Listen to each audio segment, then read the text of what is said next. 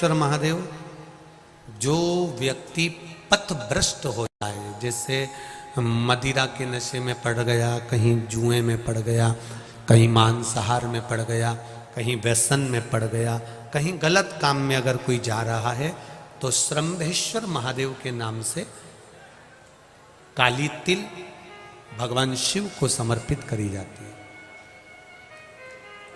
महाराज काली तिल को वापस उठा कर ले आते हैं। उसी काली तिल को जो मदिरा का नशा करने वाला होता है या जो गलत व्यसन में डूबा हुआ होता है, उसको वो सुबह के समय अगर नहीं खाता तो भोजन के साथ उसको दिया जाए।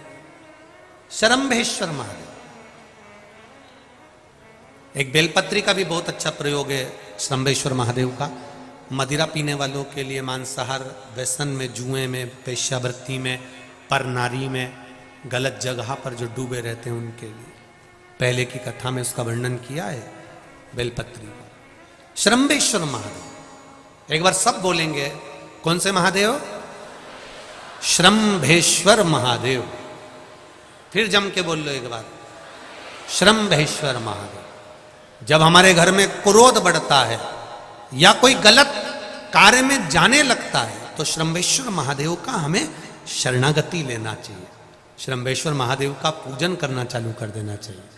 कई लोग कहते महाराज जी, ये श्रम्भेश्वर महादेव का मंदिर कहाँ मिलेगा, हम कहाँ पूजन करने जाए? कहीं नहीं जाना, तुम्हारे घर के पास में जो शंकर जी का मंदिर है वहीं जाओ, उसी देवालय में, उसी मंदिर में जाओ। श्रम्भेश्वर महादेव के नाम से जल चढ़ाना प्रारंभ करेंगे।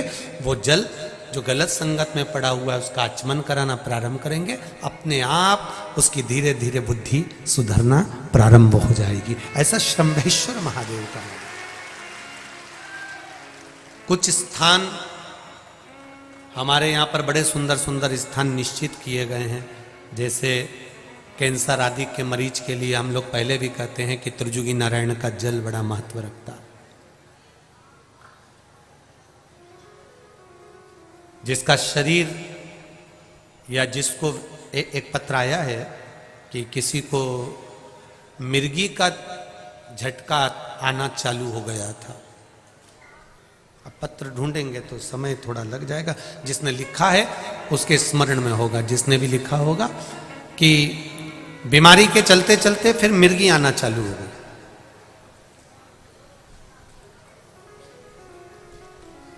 जिसने भी लिखा है वो दोनों हाथ एक बार हिला देना। जिसके लिए भी लिखा हुआ वो इतना ध्यान नहीं आ रहा, तो उनको मिर्गी का झटका आना प्रारंभ हुआ। अब मिर्गी का झटका आना प्रारंभ हुआ, कई महीने निकल गए, मिर्गी के झटके ही बंद नहीं हो रहे।